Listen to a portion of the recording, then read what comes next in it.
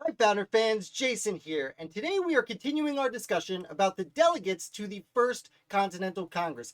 And in this, our second installment, we are moving south from New Hampshire to Massachusetts. Yes, we are already right in the thick of it. And the four delegates that were sent to the First Continental Congress from Massachusetts are the names you see beside me now: Samuel Adams, John Adams, Robert Treat Paine, and Thomas Cushing. Now, Samuel Adams is probably a name you know. You did click on a video about the American Revolution, so I'm not going to get too deep into Samuel Adams's life.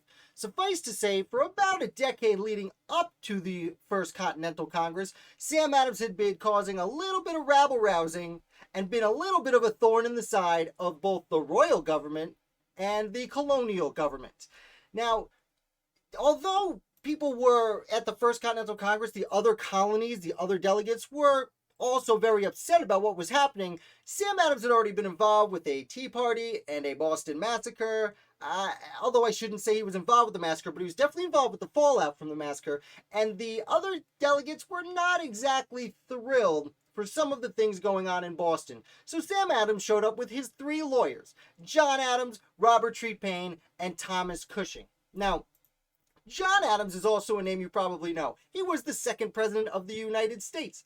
But 30 years before that, he was just a young lawyer making a name for himself. And before he even became extremely successful as a lawyer, Adams had already been writing in local papers under a pseudonym. By the way, his pen name was Humphrey Plowjogger, which is probably the best pen name of the American Revolution.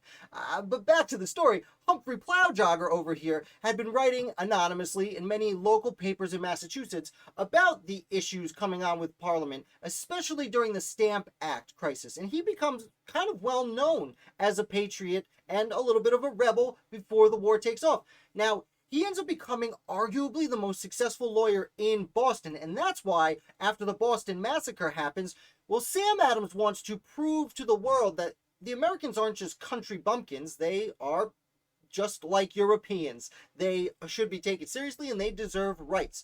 So when the soldiers in the Boston Massacre, they're given a trial. And who are they given as their defense attorney?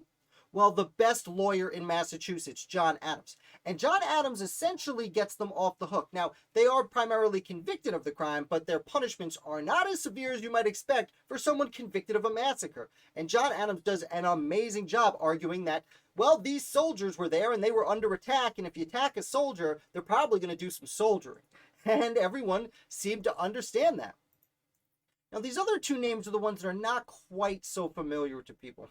Robert Treat Paine was also a pretty successful lawyer in Massachusetts. In fact, when the Boston Massacre happened and John Adams was the defense attorney in that trial, Robert Treat Paine was selected, also by Sam Adams, to prosecute that trial. And he did get a conviction on many of the soldiers, but their crimes were not as severe, their punishments were not as severe as you might expect, as we discussed earlier. Now, Robert Treat Paine was fairly well known as a lawyer at the time, and he was also a member of the Colonial Assembly, and therefore he was sent with the other gentlemen over to the Second Continental Congress. Now, Robert Treat Paine is most famous for sticking around for a few years and putting his name on the Declaration of Independence. So those first three names, the Adams cousins and Robert Treat Paine, all signed the Declaration of Independence, but this last gentleman, well, he doesn't sign the Declaration of Independence. So let's talk about Thomas Cushing. Thomas Cushing was from arguably the most powerful person of the four who represented Massachusetts at the Congress.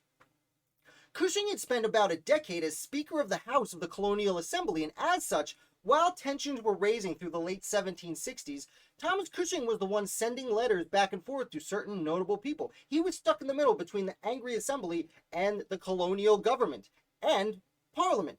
And one of the people in Europe representing Massachusetts was Benjamin Franklin. So Thomas Cushing had been corresponding with Benjamin Franklin for years on official business representing the colony of Massachusetts. And this is when he found himself just a few years before the First Continental Congress. He was in the midst of the Hutchinson Letters affair. So the Hutchinson Letters were from Royal Governor Thomas Hutchinson, had been sent back and forth to Parliament and people in London, and they didn't look very good for the governor. While he wasn't outright saying we need to suppress these people, he was saying these people need to be punished. By these people, I mean the people of Massachusetts. So, Benjamin Franklin somehow gets his hands on these letters and sends them to Thomas Cushing. And he says, Thomas, you can show a few people, but don't show everyone. Don't publish them. Thomas writes back and said, okay, I'm going to show Sam Adams. And Ben Franklin writes back and says, okay, be careful about that. Don't show anyone. Don't publish them. And then Sam Adams says, we should show people this. And they say, Cushing says, no, I don't think so. And they have a few committee meetings in the assembly, and then they suddenly get leaked. And the public does find out. And this is one of the things that leads to Ben Franklin's resignation a little bit later. It's the first time people are really like angry at him.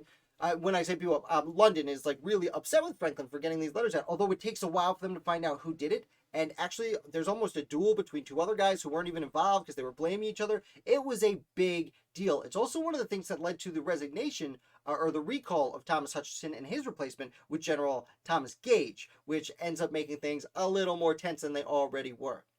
So Cushing is in this situation, arguably, as I said, right in the middle of both the Patriots and the Royal Colonial Government the whole time. So when he goes to the First Continental Congress, Cushing establishes a certain weight that people in other colonies would have respected as one of the more known and experienced legal men representing the colony that was causing the most trouble.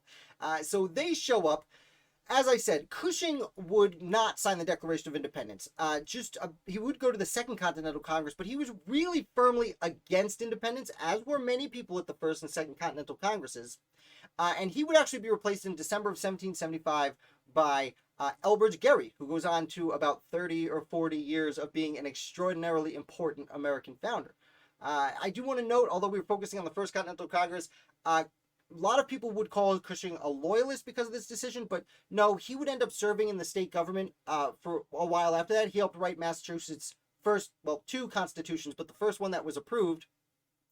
And he would actually act as lieutenant governor for the last 8 years of his life of revolutionary and then not anymore revolutionary Massachusetts. So that is a brief overview of the four gentlemen who were sent to the First Continental Congress to represent Massachusetts. I hope you enjoyed this video. Definitely hit like and subscribe because I talk about the American Revolution all week long, and every Monday we will be coming out with a different colony heading south, which means next Monday is Rhode Island. So we look forward to that. Thank you so much, and I'll be back with another founder for you tomorrow.